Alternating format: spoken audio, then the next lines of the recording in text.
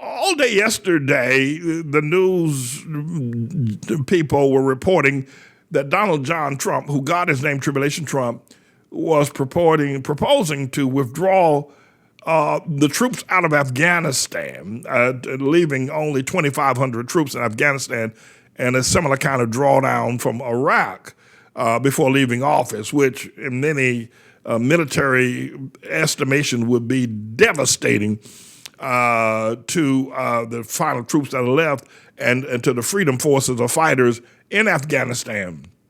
And so whether he's going to do it or not, we don't know for sure, but at least it's being discussed. And as you know, he has removed Secretary of Defense Esper, clearing the way for whatever decisions that he makes to be rubber stamped by persons that he's now put in charge during the Pentagon and defense. But there's several things I want to talk about as far as that troop drawdown. As you know, the Afghan war is America's longest war. And except for the Punic Wars that went on in the Middle Ages in Italy, between Africa and Italy, the Punic Wars, a 30-year odyssey of wars, probably one of the longest wars in humanity, the Afghan War. And the Afghan War got started as a result of what was believed that Osama bin Laden held his proving and training ground for al-Qaeda troops in Afghanistan and readied them for what was then known as the attack of 9/11 upon the World Trade Centers. And that all happened in the proving and training ground that the military leader Osama bin Laden, rather, was able to put together. And so it was there that George Bush attacked first. His attack upon Iraq, even no matter what you think about 9/11, whether it was phony, whether put together by the Muslims or put together by the Americans, let's not discuss that as of yet. But there was no need to go into Iraq. It just wasn't. Saddam Hussein was just a big mouth, running his mouth, talking loud and saying nothing. And George Bush went in there. Actually, his father, George Herbert Walker Bush, when his attempt to settle a score there in the Middle East, also went up to Iraq, Baghdad, but did not go in. His son, George Bush, went in. That was a major and a mega mistake. But going back to Afghanistan, that was a place to attack. Osama bin Laden, allegedly by Barack Hussein, the long-legged Mac Daddy Obama. By the way, let me just say this, and maybe somebody like Raphael Suleiman is listening, or maybe there's some other people like Ice Cube that will be listening, or some others of that mindset, and maybe with some sort of visibility. Let me tell you something. Obama gave his assent and consent to kill Muammar Gaddafi of Libya. I'm no Muslim. I'm no fan of Muammar Gaddafi. But can I tell you something about Libya? And of course, Muammar Gaddafi made a mega mistake when he allowed all of his nuclear powers to be confiscated by the Reagan administration. That was a big mistake. Iran ain't going to do it, and no other nation is going to do it. As a result of it, Obama, under the British influence, along with Germany and France, wanted to take out Muammar Gaddafi. But Muammar Gaddafi I'm not a Muslim, and I'm not a fan of Muammar Gaddafi. But I think what America did in Obama giving consent to killing Muammar Gaddafi was outright murder of the Libyan, and he wasn't a dictator. He had the best medical system you could get the Middle East or anywhere in the crown of Africa. You got sick in Libya, you got taken care of. You wanted to go to college, all the way up to doctor's, master's degrees, didn't cost you a dime. The government and its oil money, that Libyan oil money, paid for all of that. And I think Obama ordered his kill because he was too much of an example of what ATLAH would be like. But having said that, going back to Afghanistan, and for 19 years now we've been in Afghanistan, and Trump said he's going to pull all the troops out. There are a couple of things I think we need to know, because most people are not historically aware of Afghanistan, don't even know. Some people weren't even born when 9/11 took place. Let me just say a couple of things. I promise not to inflict myself upon you any further. The Russians invaded Afghanistan. Their dates of entry in declaring war against Afghanistan was in 1979. They thought they could go in and they could take down those goat herders in a matter of days and months. So they went in 1979, and they got bogged down. Afghanistan is a nomad country. It's very rugged. It's mountainous. Fighting battles. It's just very difficult. And the Mujahideen, which was the fighting forces of Afghanistan at the time, weren't all that well trained, but they knew the terrain. They knew the mountains, and they were able to stave off the Russian army. That's in 1979. In 1982-83, Barack Hussein Obama was recruited while studying at Occidental College. The CIA went looking for men and women men particularly, that they could send into Afghanistan to fight the Russian forces. But the Afghanistan Mujahideen military group needed an interpreter, needed somebody who spoke English, because America was going to dump literally billions of dollars of weapons, Stinger missiles, guided missiles, tanks, helicopters, all kinds of implements of major war and destruction to confront the Russians. But America did not want the Russians to know that they were aiding the Afghans in their fight. Obama was chosen as an asset to go into Afghanistan. And they recruited him like the CIA is on college campuses right now as I speak. The CIA is on college campuses recruiting people. Also, the LGBTQ and Black Lives Matter are also on college campuses recruiting people, and they can get very close to you in their recruitment process. But the CIA recruited Obama from Occidental, gave him a new identity, alleged that he was a student at Columbia University, and then sent him into Afghanistan because Obama had a Muslim cadence. Now, he didn't speak Farsi and the languages, but he understood English well enough to speak to a translator and a Mujahideen who spoke both English. And Obama was able to bring in literally billions of dollars of warfare, helicopters, and to work with the training. He's just a young man at the time. To work with the training of the Mujahideen.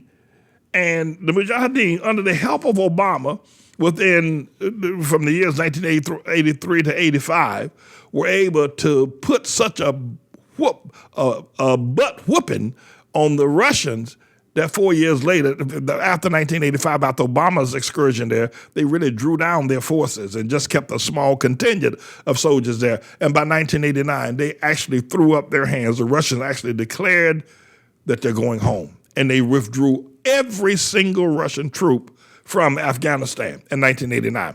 Now, why is that important? It's important now because Donald Trump is planning on doing primarily the same thing. We've been in Afghanistan now 19 years. The Russians were there for 10 years. We've been there 19 years. And Trump is stating he's going to throw up his hands, well, maybe not that so much, but going to withdraw from Afghanistan. But let me go back to Obama's role in defeating the Russians. He was heralded as one of the most important factors in the war between Russia and Afghanistan.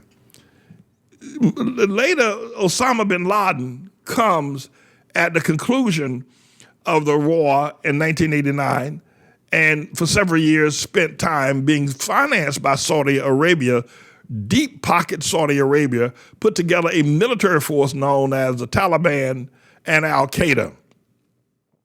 And ultimately, allegedly, was accused of bombing the World Trade Centers. But the money after 1989, America pretty much withdrew from Afghanistan. Saudi Arabia stepped in. Osama bin Laden goes there and begins to train those Mujahideen soldiers that had been trained by Obama and worked with Obama into what they're now known as the Taliban. We'll come back to that. but they were heavily financed by Saudi Arabia after America withdrew and pulled out Obama and pulled out its money after Russia pulled out its troops in 1989. And in the year 1996, the leader of the Taliban later evolved into the Mujahideen, evolved into what is now known as the Taliban, and they took the national leadership of Afghanistan. So you hear the name Taliban, those of a recent historical understanding of Afghanistan, rather than the Mujahideen. But it was the Mujahideen that worked with Obama. Meanwhile, Obama comes back from Afghanistan. He's given a degree by Columbia University that he didn't earn. And then he's given CIA entrance into Harvard University. And he's posted up as a genius in Harvard. He's made the president of the Harvard Law Review. But check this out. He never wrote an article. He never published. You know, if you're going to be the editor of the Harvard Law Review, it's like being the editor of the New York Times, or it's like being the speaker on the Manning Report. Obama was and to be the editor of the Harvard Law Review, it's tantamount to being a Supreme Court justice, because Harvard's got a ton of lawyers and they all think they're smarter than smart. And they're always writing articles, or they're always studying cases, or looking at Supreme Court decisions, and it's being taught in the classes, the professors. And so some of those arguments make its way to the Harvard Law Review, which is internationally read review magazine about law coming out of Harvard. And to be the editor of it, to look at an argument that's raised by a professor in Harvard and raised by students in Harvard, or to look at a decision that was reached by the Supreme Court and what the Harvard law students thought about it, you're the editor of it, meaning that the final word on its clarity is succincted with law, meaning all statutes of the law in terms of its constitutional application. You got to be some sort of a genius to be the editor of the Harvard Law Review. They made Obama the Harvard Law Review. But the issue here is this, which stinks in the nostrils of most people, thinking people, is that he never wrote an article. And he never, by never writing an article, he never reviewed anything that was in the Harvard Law Review. He was just a mascot or a puppet. Why? But they gave him that. CIA gave him that title because he has served, so if you will, in Afghanistan, actually risked his life. And after that, they gave him the presidency. They knew he wasn't natural born. They knew that.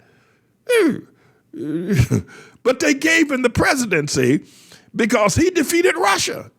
Obama's community organizing effect, not in Chicago in the law, his community organizing in Afghanistan made Russia turn tail and leave. They gave him the presidency. And that's who he is when you see him now. That's who he is. He was never, he just happened when they chose him. They really didn't think about the president. They had no idea about his blackness or whiteness, and they didn't really care.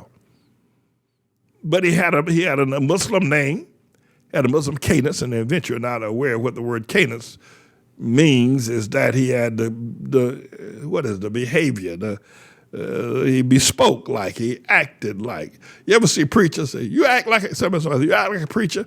Really what they're saying, you have the cadence of a preacher. You have a movie star, you have the cadence of a movie.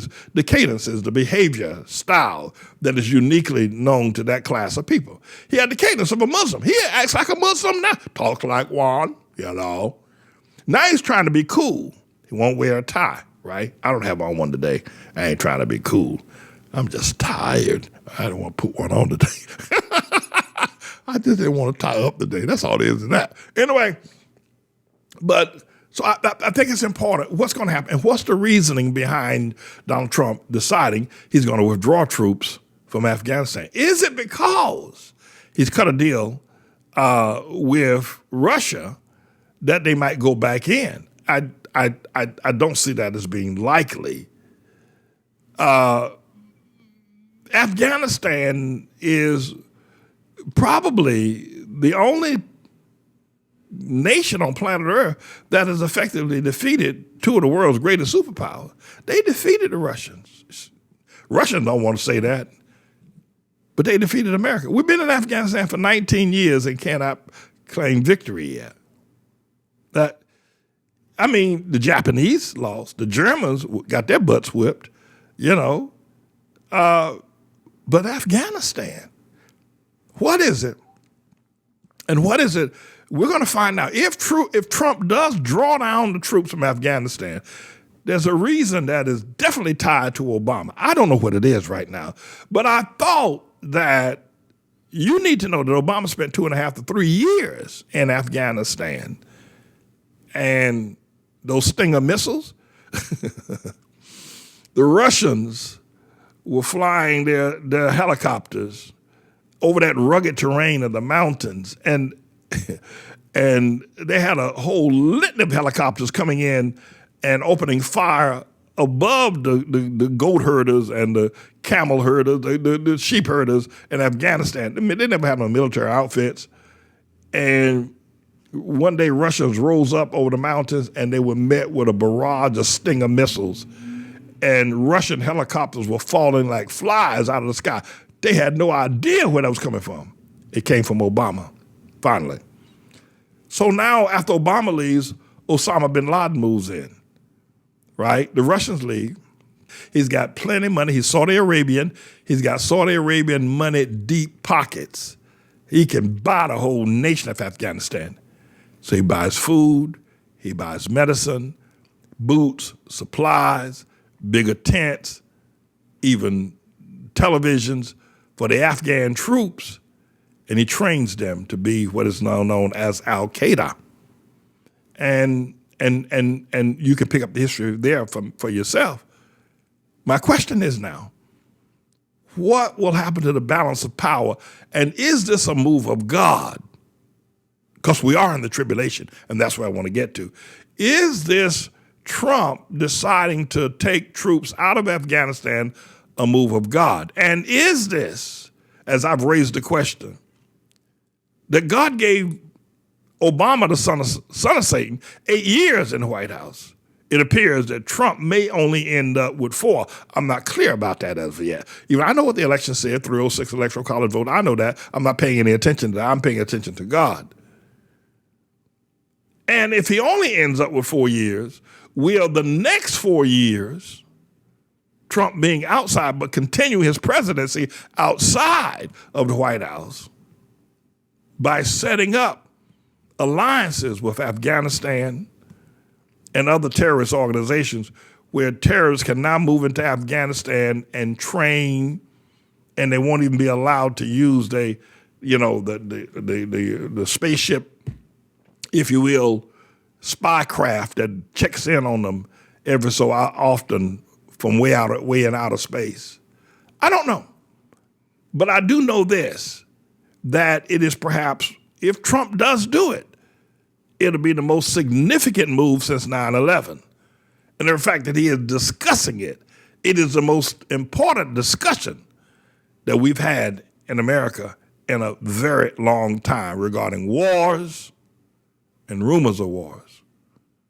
Because as bad as America says she is, she could not defeat the goat herders, the sheep herders. Afghanistan remain a nation that has defeated both Russia and America. So what's next? We're in the tribulation. And I'm James David Manning, everybody. I'm the Lord's servant. And don't you ever forget it. This is a bit of a news blog we do, looking at spiritual wickedness in high places for the most part, making some observations about it and giving people a biblical foundation to the way of interpreting, rather than have Sean Hannity or Laura Ingraham or Janine Pirro or Anderson Cooper or Rachel Maddow or Don Lemon, Rush Limbaugh interpret what's going on in the world. You come to me and I'll tell you based on what the Word of God says. They'll just give you their worldly, sinful view. But the Manning Report will tell you what God has said, whether to say yea or nay, whether to go or to stay. You'll be led by the word of Almighty God. Come to the Manning Report on a daily basis to interpret the spiritual wickedness in high places, because there's plenty of it that's going on And so I am he. I'm the Lord's servant, James David Righteous Rebel Manning. And I'm here to serve you with news and information.